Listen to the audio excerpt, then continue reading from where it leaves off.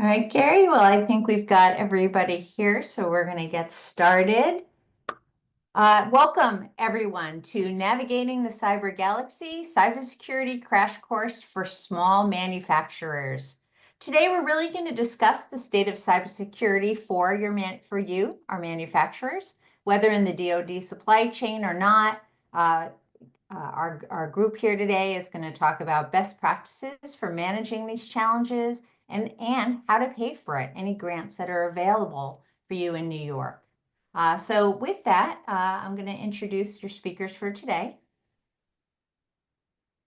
Great. I want you to please welcome Gary Braglia. He is OrbitalFire's VP of Services, along with Cory Albrecht, who's the Director of Advanced Institute for Manufacturing at the Mohawk Valley Community College. Two experts that'll help you, one, like I said, understand cybersecurity, and then help understand how to pay for it. With that, Gary, do you want to get started? Sure. Thank you for the intro. Thank you everyone for joining. Um, so yes, let's get into it. We're going to spend a lot of time today talking, generally about cybersecurity, some more specifics around DFARS and CMMC and NIST, some best practices. But for us, where the rubber really hits the road is where we can start to apply these kind of general practices to more specific industries.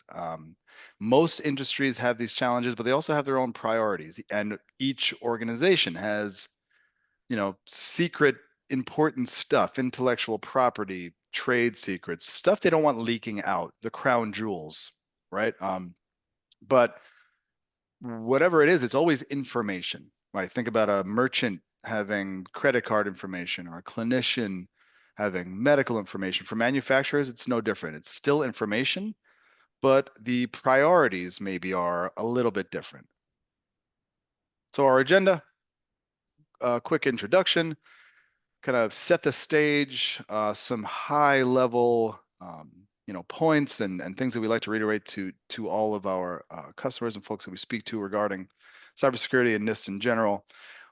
Where to start, what to do, how to do it, and then Cory's going to help us talk through some ways of how to help get some pay for those.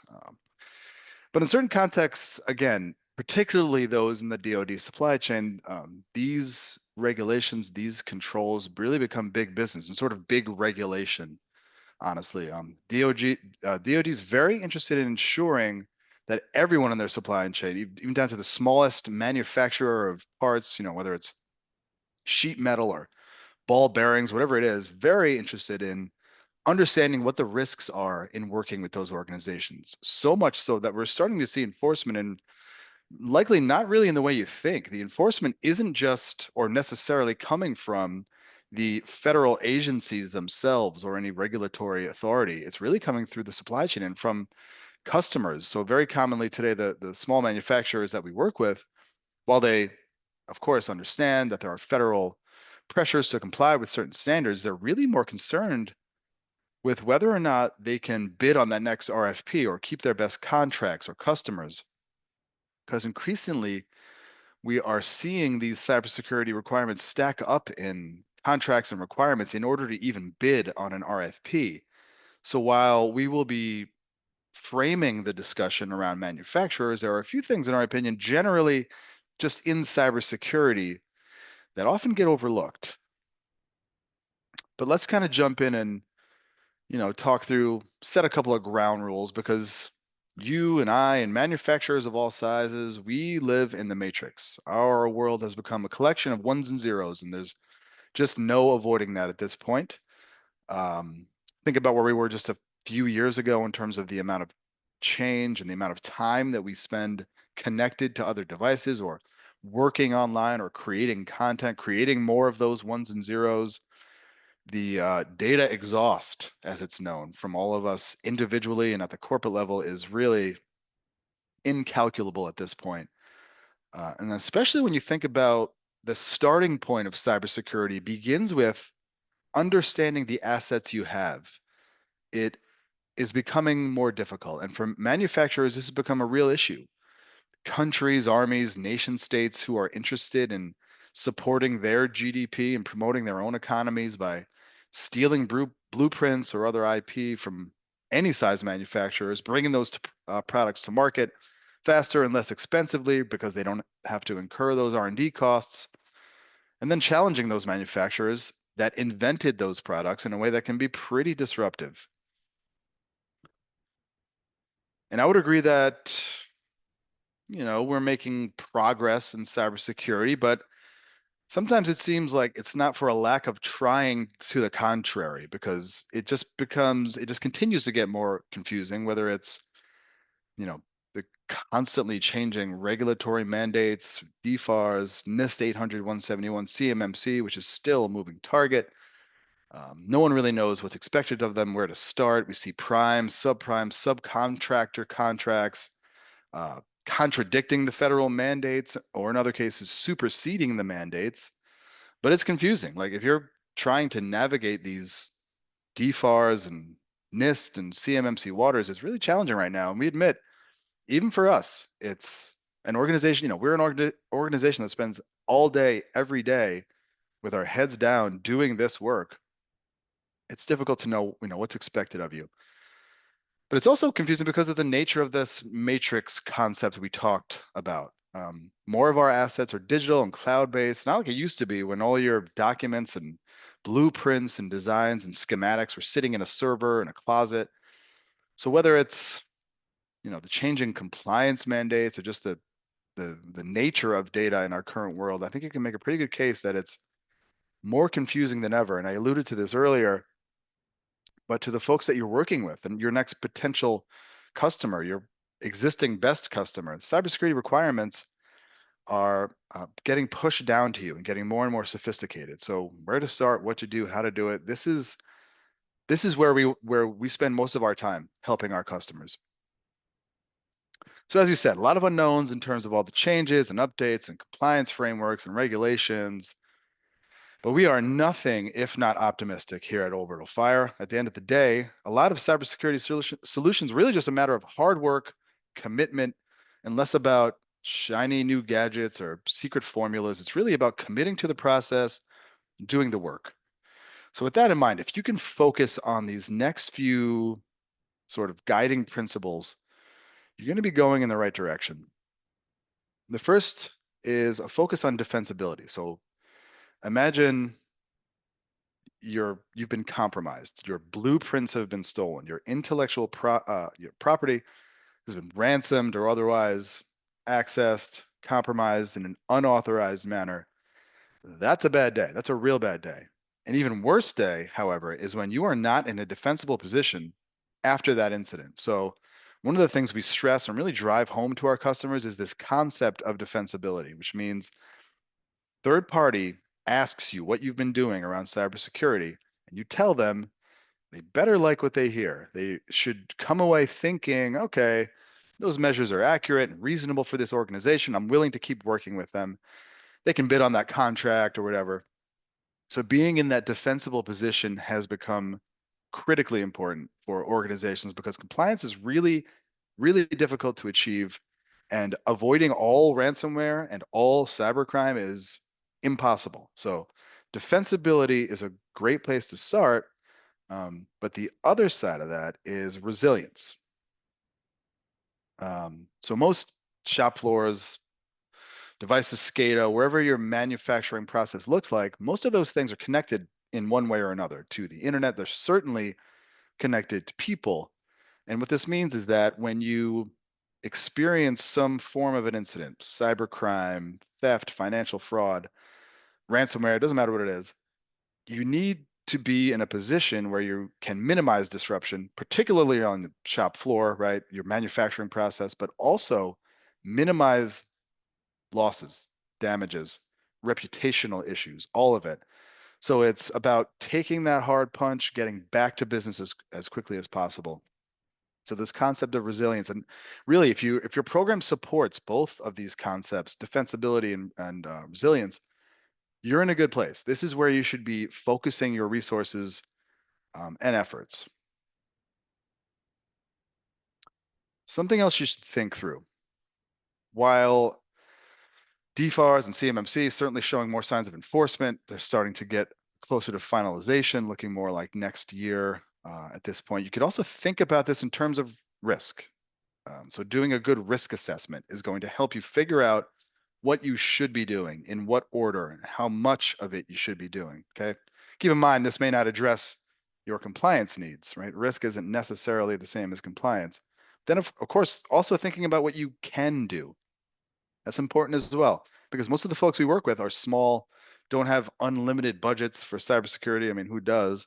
But this Venn diagram, helps explain our approach. It's kind of a combination of these three. So what you should do, this is a good risk assessment, right? And there's some pros to doing that. It gives you really highly quantified and qualified and actionable intelligence about your program, the threats and the likelihood and the impact and where you should be doing in terms of risk treatment. Cons, though, it's really hard to do it well. Certainly, if you're trying to do it by yourself, it's a real tough thing to do. So think about what you should be doing, and then what you have to do. That's the compliance pressure, right? That circle on the right there. That's compliance pressure, and the good part of that is that it's prescriptive. So it tells you exactly what you need to do. There's in a lot of cases pretty clear, but it doesn't necessarily equal security, right? So just because you're following a compliance regulation or a mandate, not the same as focusing on security. And then the last circle here is your actual capabilities, is what you can actually do.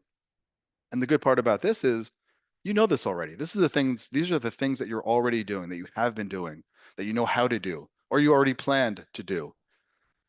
The con with this is that it may not move the needle much in terms of risk or compliance, right? It might be a little bit too much of a focus on that low-hanging fruit. So what we always suggest to our customers is to consider this overlap, right? The sweet spot between risk, compliance, and capability. So of course, 171 and CMMC is important, but try to figure out how to mash all of these together. Just get them all combined and the overlap there. All three of these. What are the 5 or 6 or 8 things that you can realistically do in the next 12 months? And then when you figure that out, do the minimum, right? And this is going to sound pretty weird, probably coming from a company that sells cybersecurity services. But if you're managing risk appropriately, you should be doing the absolute minimum necessary to achieve your mission. Now, minimum is going to be different for all organizations. If your mission is to get the highest possible SPRS score, or to satisfy the cybersecurity requirements from Raytheon, minimum is going to be probably a little longer or potentially shorter than some others, right? So let's figure out what the absolute minimum is. And we're not going to do any more or any less than that. Problem is, a lot of folks are doing less, right? And keep in mind, the bare minimum, by the way, is not synonymous with dragging your feet or thinking you can put things off. You want to keep that sense of urgency, because as Dana always likes to remind us, and I'm going to let her jump in here and tell us a few facts regarding this, the timelines, they are shortening quite a bit here. So I don't know, Dana, if you want to jump in and speak to some of these points here. That's great. Gary, thank you so much. And certainly, and based on, or going back to what Gary said before, with CMMC just recently, they finally came to kind of a final decision of what those requirements are. They're going into effect. They're thinking March of April of 2025. So that's coming quickly. And we hear a lot that manufacturers will say, we're going to wait, excuse me, until we get a contract. And then we're going to worry about this. But as you can see here, the Government Accountability Office recently did a report, and they came out about procurement administrative lead time, which I know is a little bit of a mouthful, at least for me. But really what it comes down to is the length of time between putting out a bid and actually awarding that bid. And you'll see for contracts under $50 million, which for the small and small mid-sized business manufacturers that we deal with, that's a majority of the contracts they deal with. And really, that's a majority of the contracts that DoD puts out. It's simply 29 days from the time that they put out that bid to the time they award it. And so there's a really, kind of popular saying you'll see here, and we talk about all the time: you can't be on time for CMMC. You're either early or you're late. And so we often recommend, and this was even before they finally came out with, what we know is a more definitive timeline, is even if you're making progress now, start going through NIST, looking at your requirements start making progress on this, because if you wait to hope that you're going to do this once you get the contract, you may not get it.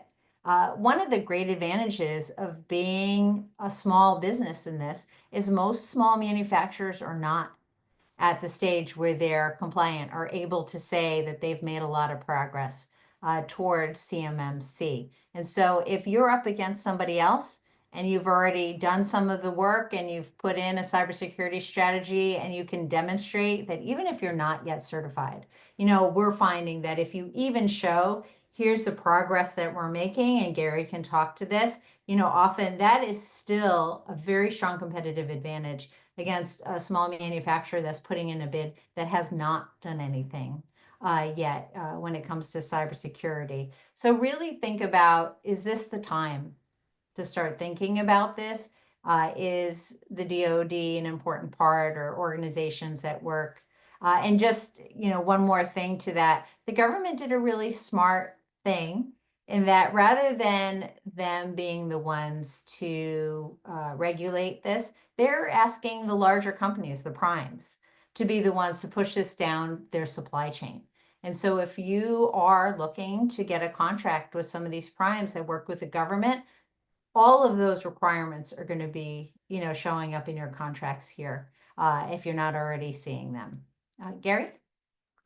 Great points, and especially around that last bullet, early adoption advantage. We're going to talk through a lot of the benefits of doing this beyond just the compliance, meeting those compliance controls later in the presentation. So stay tuned for those.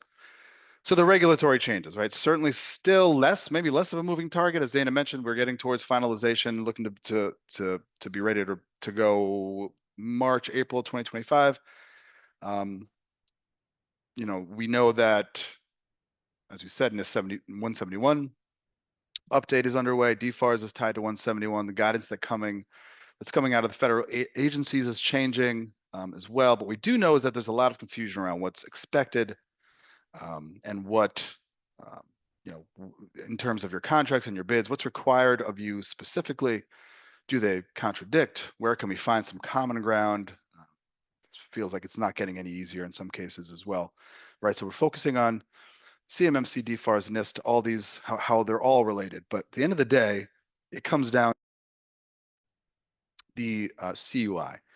So let's say you're aligning with NIST 800-171, CMMC. And keep in mind that while, yes, the framework is really focused on CUI, you want to make sure that you understand the inventory of your crown jewels. Like, what makes you special? What is your intellectual property? What are your secrets, for example? Because as you look to start implementing controls and designing that, a really effective program, you want to be able to answer the question, are these controls protecting the crown jewels? And sometimes it's not easy, especially if you don't have a good up-to-date inventory of all your assets. And that includes physical, assets and data assets as well, a data inventory with classification.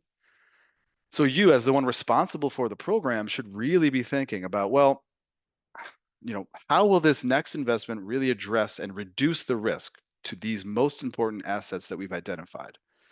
This is important because there's so many things you can do in cybersecurity, so many different methods of trying to address gaps and implement controls, and you'll get varying levels of returns on your investment in terms of impact to your program. Some of them are minimal, some of them are massive, right?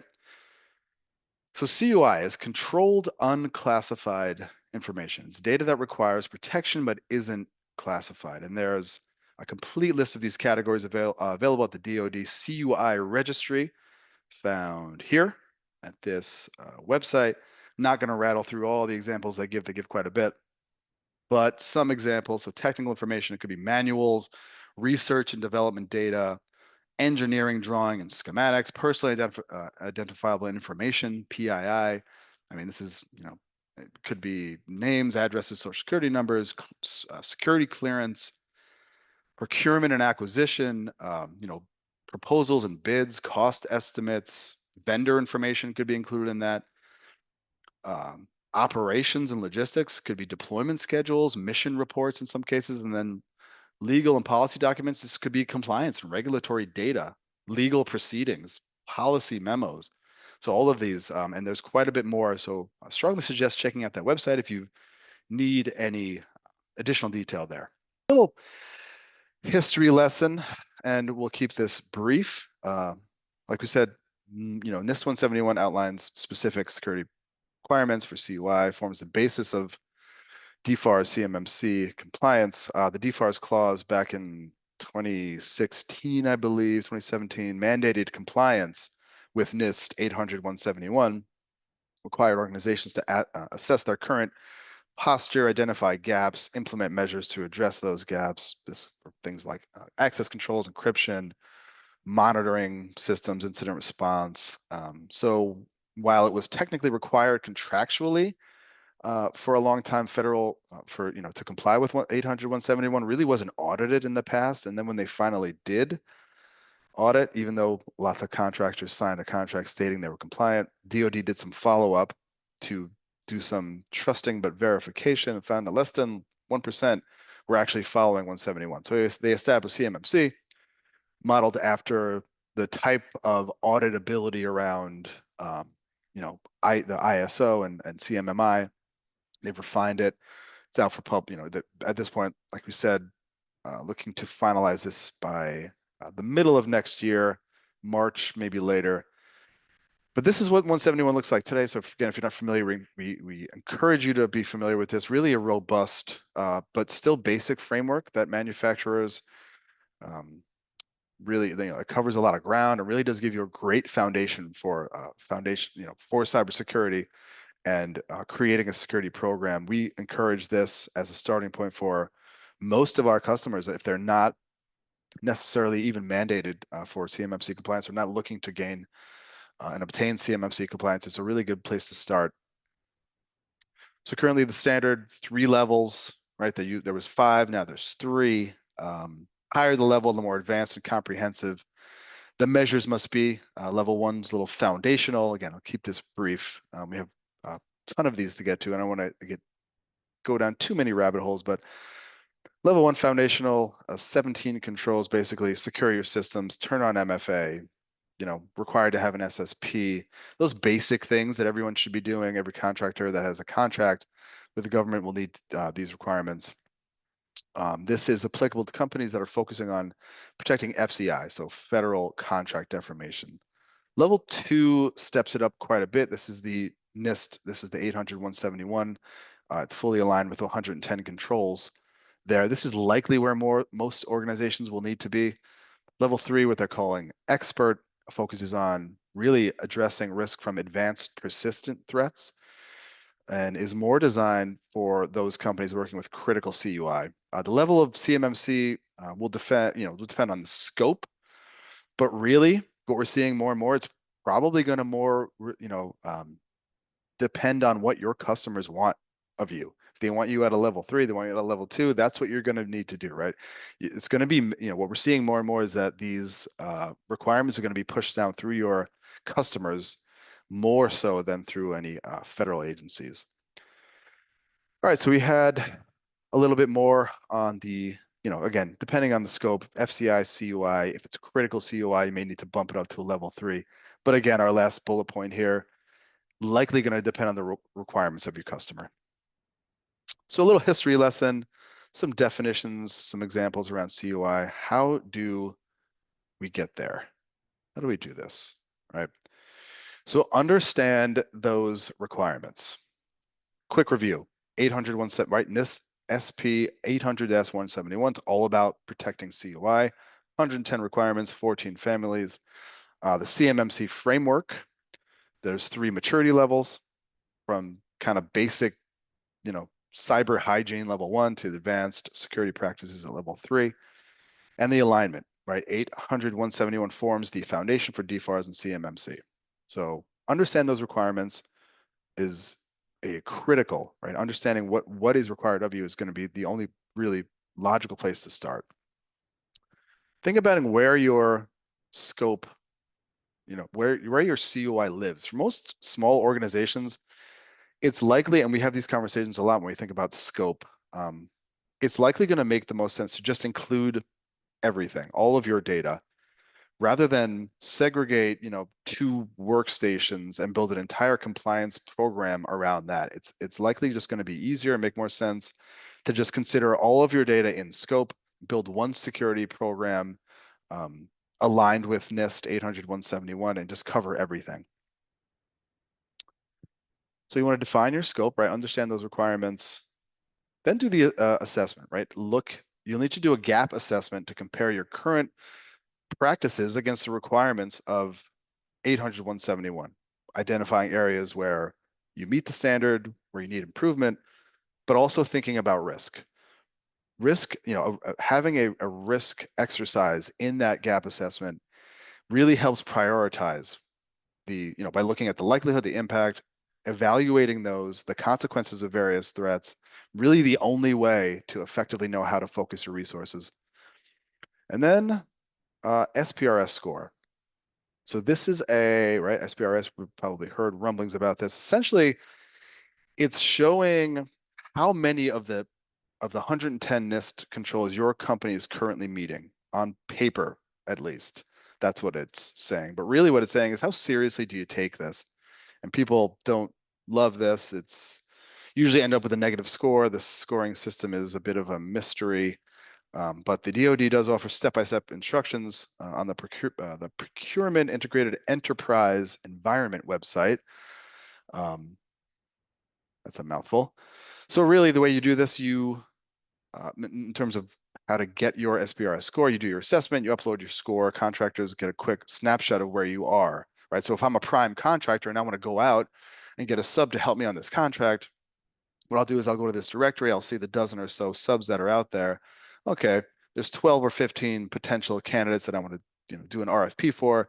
These 10 have a great score. These others are ranked a little lower. I'm going to go with the higher score, right? And we may even start seeing minimum score requirements, but that's, we'll see. That's this kind of rumored at this point. So they look at a bunch of stuff, right? So you'll do your assessment, you'll submit your score, and then we'll talk about this concept of a POAM here in a minute. But so you'll need your SSP.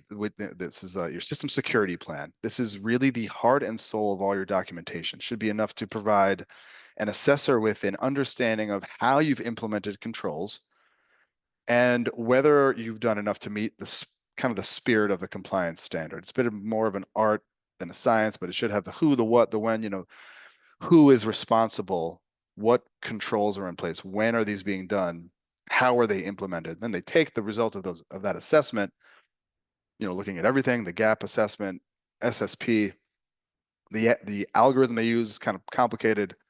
So you can get a little bit confused by the scoring mechanism because it's a little wonky, but they take all of that information, they put it through the algorithm, then they get the SPRS score. Now, if the score falls below where it needs to be for any security controls not met, you need to show by what date those gaps will be remediated and ultimately when compliance will be achieved. And that will go into the plan of action and milestones. In other words, if you can't meet all the requirements for a certain contract, you list any vulnerabilities, gaps, and establish a precise date for achieving compliance. All of these areas should really be addressed in the POAM.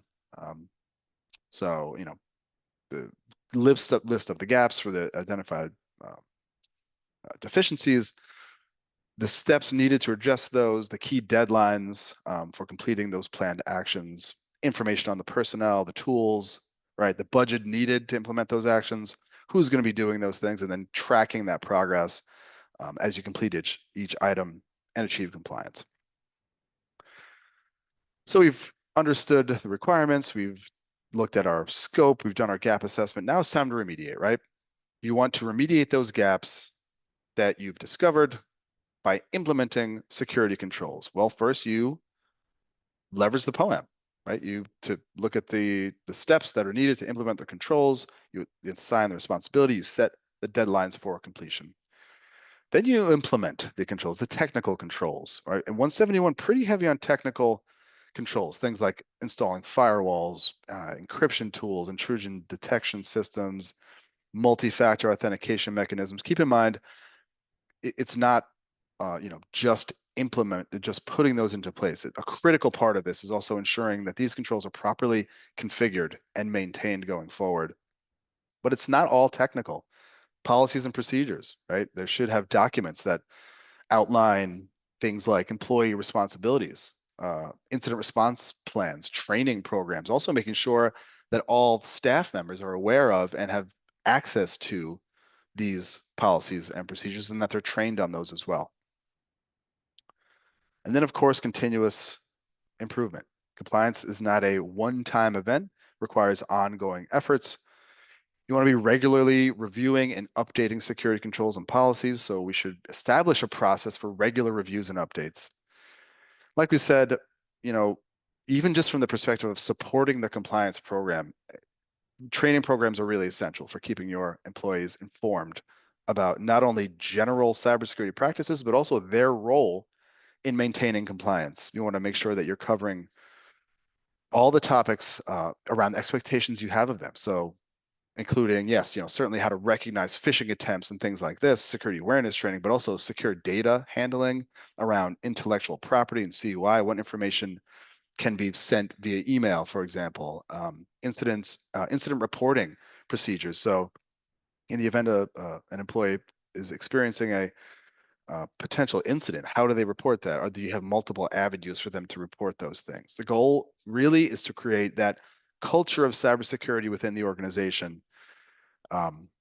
Which is not easy, right? It isn't an easy thing to do, to have that, but really critical to get that program in place, where you're training, educating, and testing employees, and then continuous monitoring of the program. So staying proactive. And, this is tricky stuff. All of the things we talked about, gap assessments, risk assessments, SSP, POAMs, policies and procedures, technical controls. This is difficult stuff. We see some of our folks that are coming to us as potential customers having difficulty navigating these waters. So really just seek expert help. It doesn't have to be, OrbitalFire. It could be any other experts out there, some great organizations, but really trying to do it by yourself is difficult. So really just keep that in mind as well. So like we said, if you're thinking about this the right way, and if you've been paying attention, you understand by now that compliance isn't just a hurdle that you need to get over and then it's done. You don't get to an end zone. You don't really spike the ball. Kind of a pain, but there's some pretty serious upsides to doing this stuff outside of just checking that compliance box. Some of the things that Dana was alluding to earlier, building trust and proving to customers, partners, other stakeholders, your commitment to strong cybersecurity, right? That is going to go a really long way in terms of your reputation. Really, you can get some recognition in the industry. It's really a formal acknowledgement of your cybersecurity maturity. Having something like a CMMC, getting CMMC certified, or even just saying that you've gone through a NIST 800-171 risk assessment. These frameworks are recognized across the industry. So brag about it, right? Talk about your compliance status in marketing materials, put it on your websites. We actually provide to our customers for their websites and other shared materials, this type of information so they can flex a little bit. That can help you attract new customers, partners, but also reinforce the loyalty of existing customers as well. Also increased opportunities, right? So obviously we all know compliance is essential for eligibility to a lot of contracts, but it may also open doors to higher value contracts that were looking for stronger cybersecurity measures that maybe you otherwise wouldn't have qualified for, right? So potential increased opportunities. Certainly, we talked about how it can help and build, putting a program in place, certainly based on industry standards like NIST 800-171, really can help build and maintain that customer loyalty. Customers are much more likely to remain loyal to businesses that prioritize the protection of their data. You think about organizations that have become notorious for breaches, the customers don't typically stick around and keep doing business, right? Maintaining that compliance as well really demonstrates that you're dedicated to staying ahead of those threats that are out there. And the biggest one for us, and that we are always reminding our customers, is the differentiation in the marketplace, especially in manufacturing. NIST and CMMC compliance can set a business apart from its competitors. It's a higher level of professionalism and commitment to security. Think about those SPRS scores. Well, maybe you're looking to attract investment. Well, investors, financial institutions increasingly are considering cybersecurity posture as a critical factor in their decision-making processes.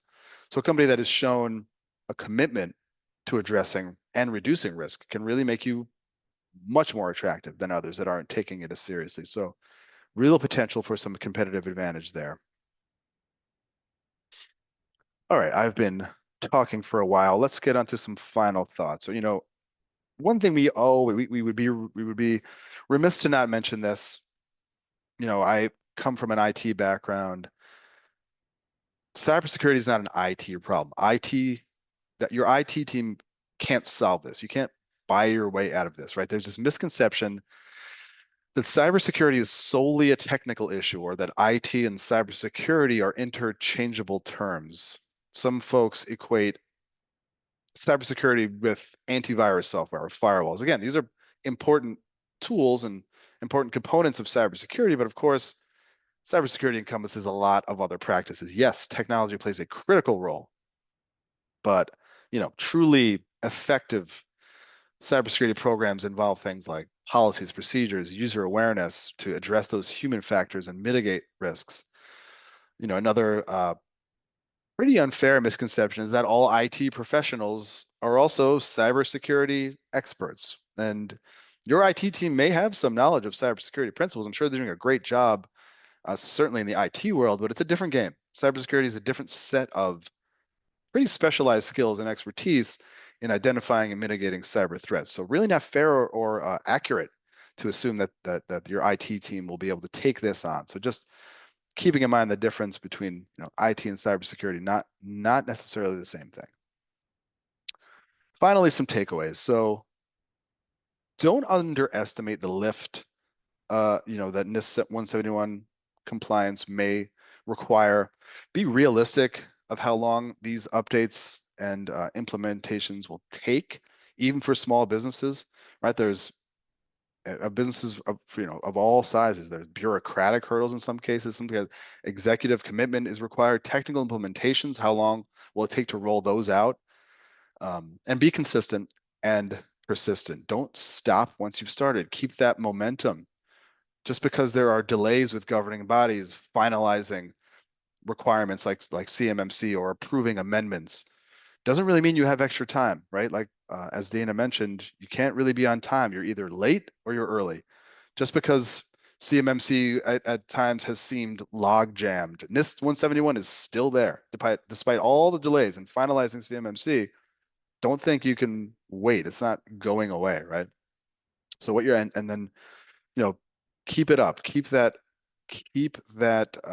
focus on the program and updating things and reevaluating. What your program looked like 6, 7, 9 months ago is going to be different. There may be new technologies.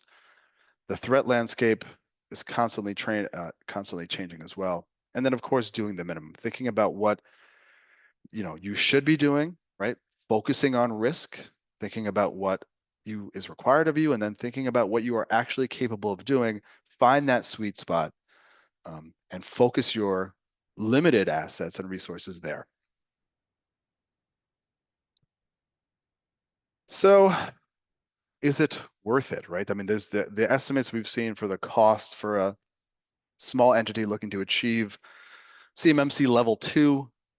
We've seen estimates all over the place, 50, 60,000 up to $100,000 it could potentially cost. And but the good news is we have Cory here who's going to tell us about some potential programs that can help us pay for some of this stuff. So with that, I'll stop my yapping and I'll let Cory jump in here.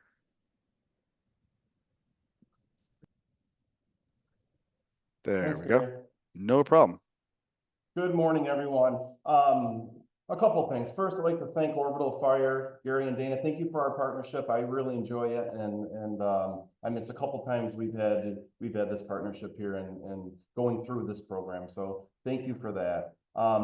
Gary, you have a way of delivering the presentation, and I'm taking some of the notes. I've seen your presentation a couple times, but it's very straightforward, and I like how you simplify it at times for manufacturers who may not be fully engaged with this type of work every day. And I think it's a fantastic presentation. When you talk about things like continuous improvement, it really gets my attention, right? And that is at the core of New York State MEP, and that's what I'll lead into here. Folks, I'm Cory Albrecht. I'm with AIM, which is the Advanced Institute for Manufacturing. I'd like to go through the three logos that we have at the bottom of the screen because it can become complicated at times. So we're the MEP Center, AIM, here in the 6-county Mohawk Valley region. Our center is actually embedded inside a Mohawk Valley Community College. So we're one of the 32-year SUNY-funded community campuses here in the state of New York. And then the last logo on the right-hand side is Fuse Hub. That is our statewide MEP center located in Albany, New York. And the majority of our cybersecurity services we do in conjunction and in partnership with Fuse Hub. We have a mission and I'll paraphrase as I go through this here, but at AIM, we work with the small to mid-sized manufacturers in the 6-county Mohawk Valley region. And we have about 400 of those organizations. And we work with those companies every day. And not only with cybersecurity, but we offer things like process improvement, continuous improvement, Gary, which you referred to, OSHA safety training, ISO quality management systems, leadership, supervisory, skill building, technical skills enhancements, and different things like that. We are designated on the state level by NISTAR and Empire State Development, and on the federal level by NIST, as what I said, MEP Center, Manufacturing Extension Partnership. Proud to be one of the 11 MEP centers here in the great state of New York, one of over 500 offices that we have in the US, and 1,200 technical field staff every day in the US is on the shop floor, shoe leather on the shop floor, working hand in hand with small and mid-sized manufacturers. And we're happy to have 7 of those technical experts here in the Mohawk Valley. Okay, next slide here. Oftentimes I'm asked, why cyber in the Mohawk Valley? And I really enjoy presenting this slide here. 10 years ago, I really dove into the cybersecurity implementation and into MEP. And the first thing that I found is that we have higher education opportunities within the field of cybersecurity here in the Mohawk Valley. At my organization or my institution, MVCC, we have various degrees in cybersecurity and also semiconductor technologies. They're not new. They've been around for more than 20 years, and we graduate many dozen of students every semester at MVCC. And then right down the road here, we have Utica University. They have nationally recognized programs, undergraduate and also graduate programs.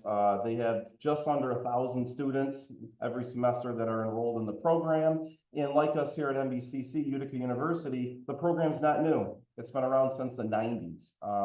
So for about 30 years, we've had many students, many graduates with higher academics. And then here in Marcy, which is just outside the city of Utica, we have SUNY Polytechnic Institute, various degrees in computer network security and developing programs that are linking cyber to nano and also UAS systems. So as you can see, we have a high level of higher academics pertaining to cybersecurity here in the Mohawk Valley.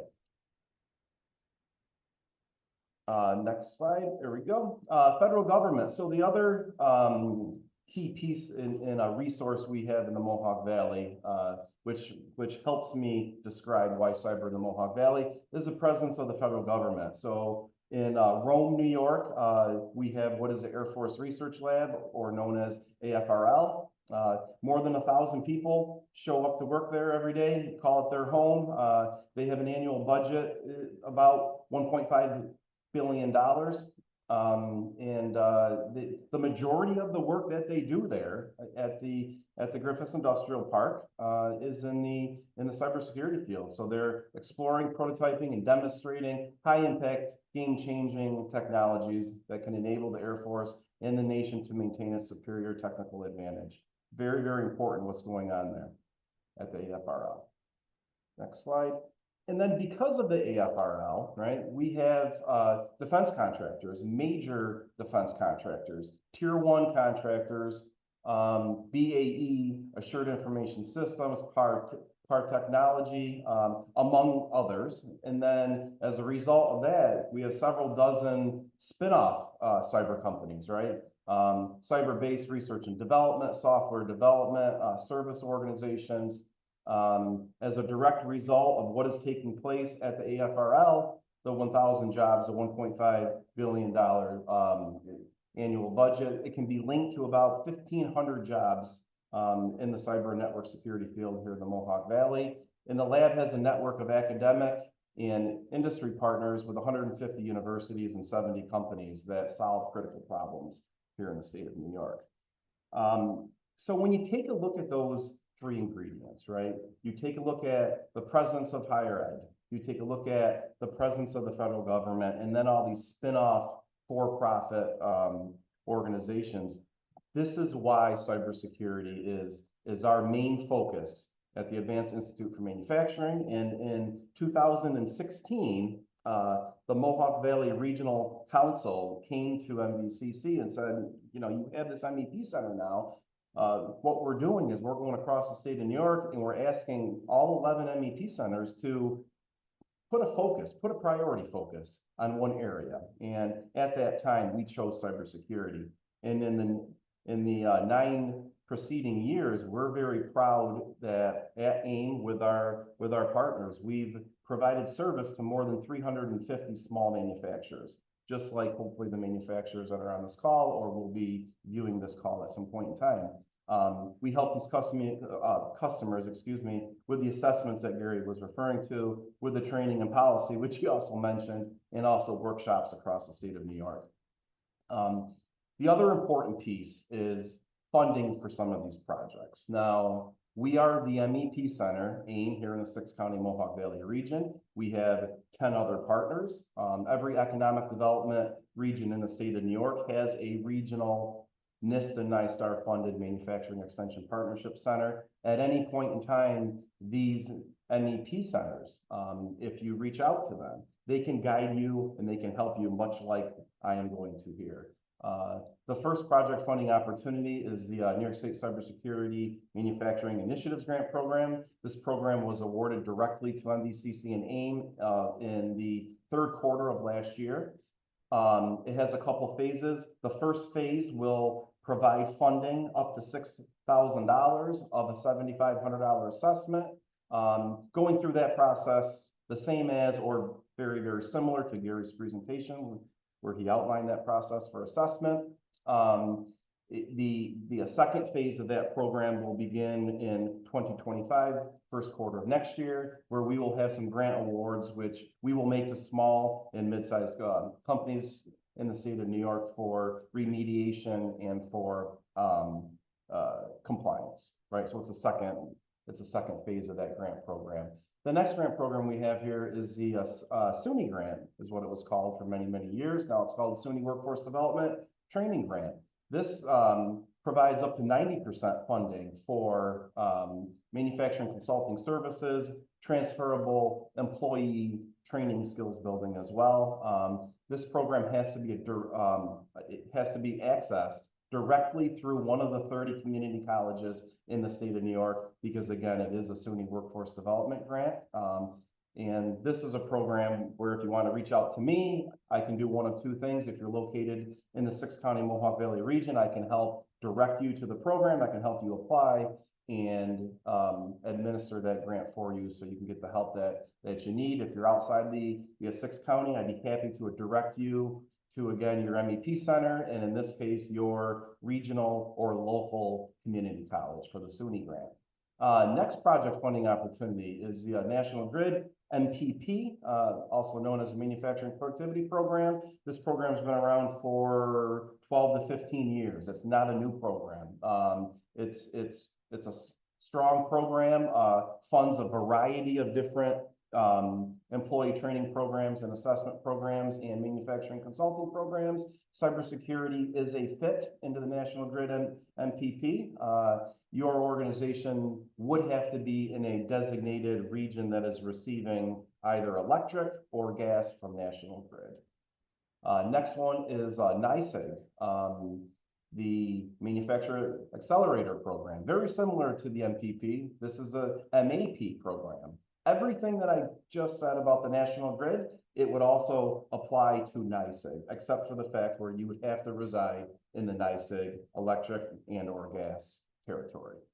And then the final one on here is WDI, which is the Workforce Development Institute. There is a WDI office in all 10 regions of the state of New York.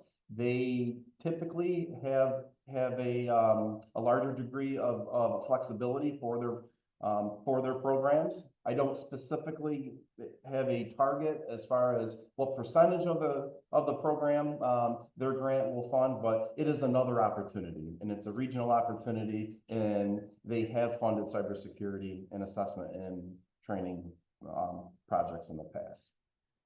So there's a variety of funding options there. Next slide. And eligibility. It's not very complicated here, which is nice. You have to be a manufacturing organization in the state of New York. You have to have a NAICS code, which is a manufacturing specific code. Typically, it is a 6-digit NAICS code that would begin with a 3-1, a 3-2, or a 3-3. If you have that code, you are eligible for every one of these grant programs, which we spoke about. The other thing is the size of the organization. So I opened up by saying AIM works with, in all other MEP centers in the state of New York, we specifically work with small to medium-sized or mid-sized manufacturers defined that would specifically be 500 employees or fewer, which is very nice here in the Mohawk Valley because it does encompass a majority of the businesses that we have.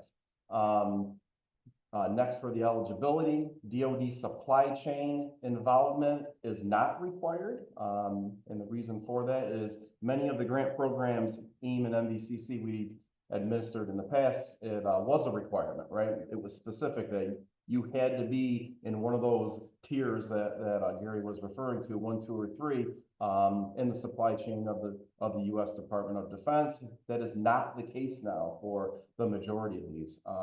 It does not exclude you if you are, but you don't have to be in that DoD supply chain, which I think is good for these grant programs.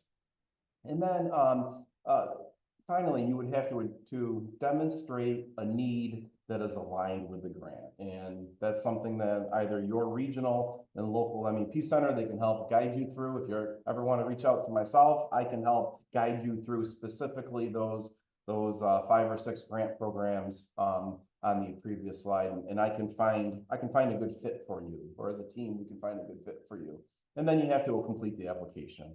The majority of the application does have information that would have to be completed by the manufacturer. However, this team, we're always here for assistance with the application process. How to apply? Some of these I'm hitting on a couple times here, so there's some common themes, but I always recommend when you're a manufacturer in the state of New York, it is always a good idea. Begin with your regional MEP center. As I described, AIM and MV, we're the center here for 6-county Mohawk Valley region. We have 10 other MEP centers located regionally across the state of New York. If you ever If you ever need any help in finding your MEP center or finding who you should contact for a specific reason, you can always contact myself here at the Advanced Institute for Manufacturing. You can contact our friends, partners, and colleagues over at Fuse Hub, which again is in Albany. They are the New York statewide center. And you can contact any one of those funding agencies directly if you want to inquire about their programs. But I would start with the top there. I would contact your regional MEP center again, or myself, and I can put you in contact with that center. Again, there's my contact information. And I also included Paul Laporte. He's the coordinator for cybersecurity here at the Advanced Institute for Manufacturing. He's been with us since the inception of the program, so going on nine years now. And inside our office, he has been the main individual and the main technician and consultant providing a lot of those assessment services to the 350 companies in the state of New York. So with that, that's the end of my short presentation, and I hope it provided some value. That's great. Well, Cory and Gary, thank you both so much. And I'm just going to echo, the team at AIM, Cory, Paul, they are just such an exceptional resource, and the folks at Fuse Hub that we can't recommend enough. OrbitalFire, loves partnering with them, and we just find they really deliver a lot of content and are a great resource for MEPs, along with the other MEP centers across the state. You've got just a group of very,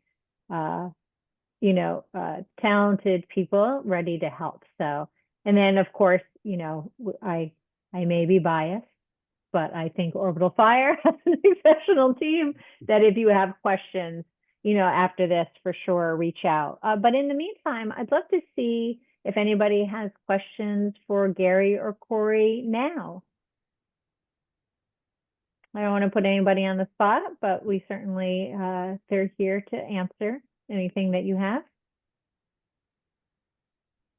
Oh, I saw that Shelley mentioned that, Gary, just to your point earlier about all-in costs, that their experiences, it could be $85,000 plus ongoing investments. I know we see, kind of a range, right? Depending on the complexity of the organization and the size of the organization. Do you have any other color to add to that? Yeah, I mean, certainly at OrbitalFire, we can do it for much less than that. I can say with confidence. I mean, we don't, as you know, Dana, we don't grant certifications, but we can do everything else. We can do we can help with the alignment of your security program to NIST 171. We do that for customers every single day. I'm doing like 5 of those this week. I think we're doing it with our customers. We can get your SSP in place, your POAM in place, do the implementation. Again, and we do our assessments in a risk-based way, and we focus on small customers, and we can small businesses, and we can do it for much less than that. But we have seen, I mean, I've seen numbers a little bit below that, a little bit above that, everywhere in between. So there's a lot of factors that can kind of move the needle in terms of cost. Sure. And Gary, Shelley asked if we're going for our C3 PAO certification. I don't know. That's a great question for my boss, but I don't know. I don't know what his thoughts were on that. We will certainly keep our customers updated if we start moving down that road, because it's kind of the logical next step for us to really just be able to grant those certifications. So remains to be seen. Keep you updated. That's right. And in the meantime, and Gary, not to talk over you for sure, we have partners that we work with if you want to go down that road. So after you work with OrbitalFire, or even, the team at AIM, if you are other firms that will get you really to almost that end, we've worked with some great folks, and I know Cory knows some also they can recommend that do have the certification that can help with that final bit. But we can get you 90 some odd % of the way certainly there, which often we're finding right now is where the goalpost for now for folks. Would that be fair? Definitely. Yep. Yeah, that's great. But thank you, Shelley, for that. Any other questions? All right. Well, Gary, Cory, thank you so much for this. I think this My is pleasure. chock full with information. And I know people always love hearing Cory just, how do I pay for this? What do I do? Everything helps, right? And I know there's a great team to help folks find that. And if anybody has additional questions afterwards, certainly reach out to us at Orbital Fire or Cory and his team. And I know we're all more than happy to assist. All right. Well, thank you so much for everyone's time. Thanks, everyone. Bye, guys.